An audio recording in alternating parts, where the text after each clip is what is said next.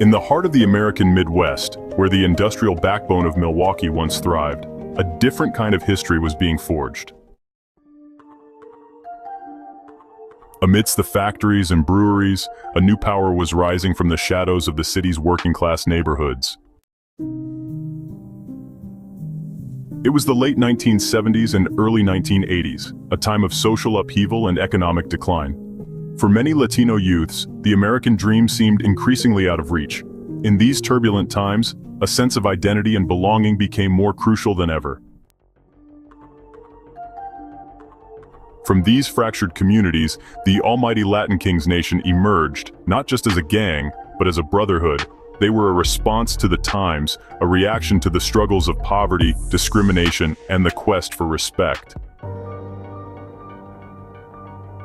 Rooted in the values of love, honor, obedience, sacrifice, and righteousness, the Latin Kings provided a sense of purpose and solidarity for those who felt abandoned by society. But what began as a quest for unity and protection soon spiraled into a complex web of lies, drug dealing, violence, and influence. The Latin Kings carved their mark on Milwaukee's South Side, becoming both feared and revered. This is the whole story of the Latin Kings in Milwaukee, Wisconsin. A tale of ambition and struggle, of community and conflict. It's a journey through the streets where they rose to power, and an exploration of the forces that shaped their destiny. Join us as we delve into the rise of the Latin Kings, uncovering the truths behind the legends and the impact they've had on Milwaukee. This is more than a history lesson. It's a glimpse into the soul of a city and the resilience of its people.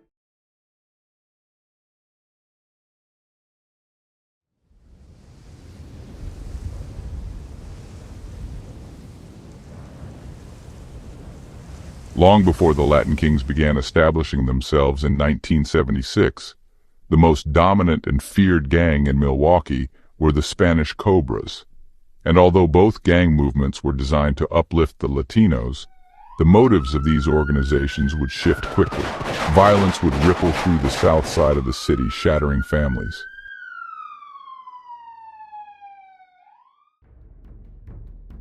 This man, Modesto Fontanes, was the original leader and founder of the almighty Latin King nation in Milwaukee, Wisconsin. There is still some skepticism as to whether King Mo was granted permission to open a chapter of Latin Kings.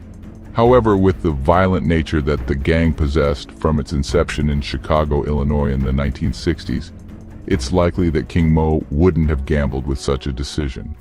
Talk about we disciple killers, man. We lady thrillers. When we 5 alive, 6 months die.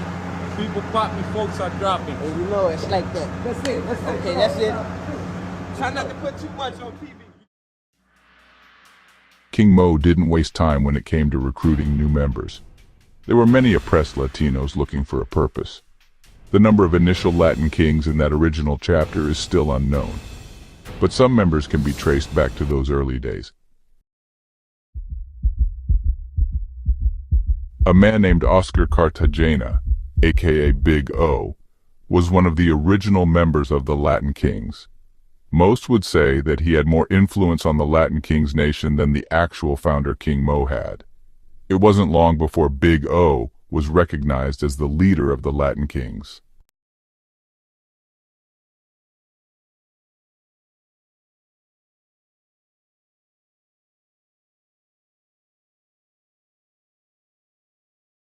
October 7th, 1978. King Mo was taking a drive with Big O, Luis Bermudez, and Benigno Cavazos. At some point during the ride, an altercation occurred between Big O and Mr. Cavazos. Suddenly, Big O pulled out his gun and fired a shot, unintentionally striking Luis Bermudez with the bullet.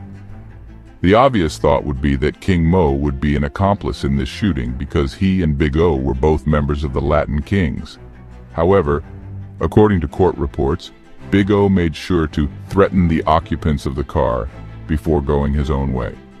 That would be a clear sign that King Mo had fallen out of good graces with the Latin Kings. Big O would ultimately be charged and convicted for this shooting. The most eye-popping piece of reporting, however, is that, at Big O's trial, both Modesto Fontanez, aka King Mo, and Luis Bermudez testified.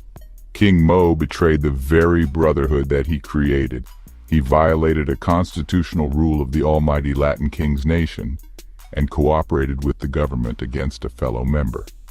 The punishment could have been death. Prior to Big O's conviction in this case, he handed out his own version of street justice.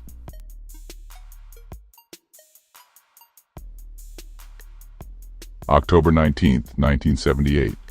On this day, according to reports, King Mo was at his home near 4th and Washington, on Milwaukee's south side, when he heard the doorbell ring. Wilda Maldonado, who also lived there, went to answer the door. Miss Maldonado told Mo that there was a boy at the door who would like to talk to him. It should be noted that King Mo allegedly was selling marijuana around this time. That would be the reason why it wasn't out of the ordinary for a random kid to come to his house. Mo went to the door and seen the boy, who then asked if he could come in the house. Upon Mo opening the screen door, Big O appeared out of nowhere. He pushed past the boy to enter the home, pulling out his firearm from his waistband and firing shots at Mo. He was struck in the stomach with one of the shots from Big O. He managed to scramble to his bedroom where he had a rifle of his own. He fired a couple shots, reportedly grazing Big O in the head as he stood there unafraid. Big O never ran during the gunfire exchange, and when Mo fell to the floor, weak from his gunshot wound, Big O stood over him, pointed his gun at him, and called him a snitch. "I should kill you," Big O said before he left Mo laying on his own floor in a puddle of blood. Big O knew that Mo had betrayed him. There are different accounts to this incident from the defendant's side to the prosecutor in the case, but the theme is the same. Big O came to King Mo's house to shoot him because he cooperated. Mo would still eventually testify at the trial against Big O and contribute to his conviction. King Mo's run as a leader and gang member in general would seem to have come to an end after this kind of revelation.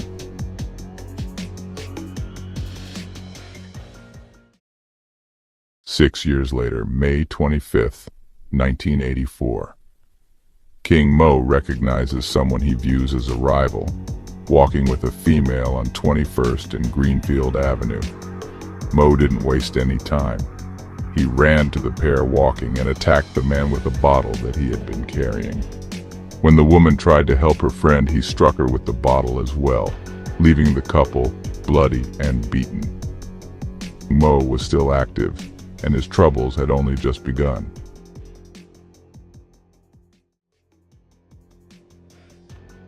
December 6, 1985. Modesto Fontanez and 7 other people were indicted on heroin and cocaine offenses. There is no indication in the reports that the other defendants in the indictment were members of the Latin Kings. However, Mo was still being referred to as the leader of the Latin Kings. Then in a twist, the prosecution dropped the indictment and released the defendants. However, it was a trap. The DEA wanted to continue to gather evidence and build a much larger case against Mr. Fontanez, the other defendants, and any additional drug dealers.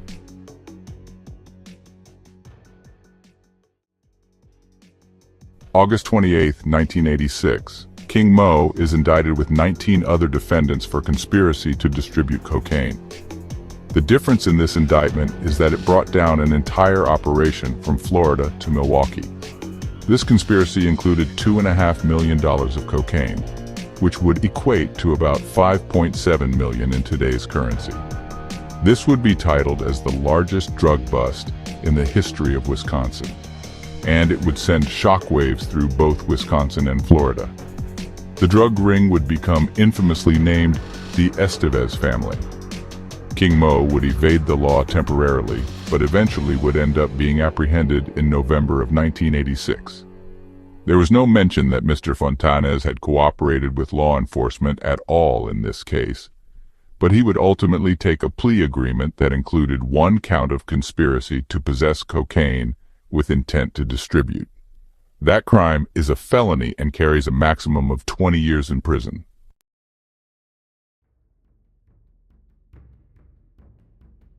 May 26, 1987.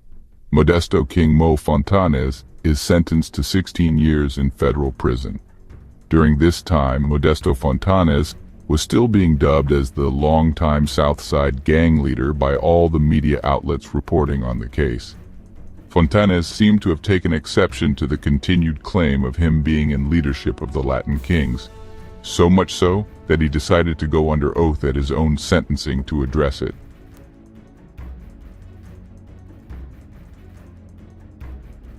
Fontanes stated that he started the gang as a way to get jobs and education for Hispanic youths, and broke away from it when it started to turn into a street gang. This would be the first time Mr. Fontanes went on record denouncing the Latin Kings. The million-dollar question was, is Modesto Fontanes telling the truth? Did he denounce Kingism way back when he betrayed it in 1978? Not likely. He was apprehended 6 years later for assaulting 2 people who he determined to be rival gang members. So maybe he stepped away from the gang sometime after that, or the Latin Kings that he created pushed him out. One thing that was certain is that Modesto Fontanes' story was far from over.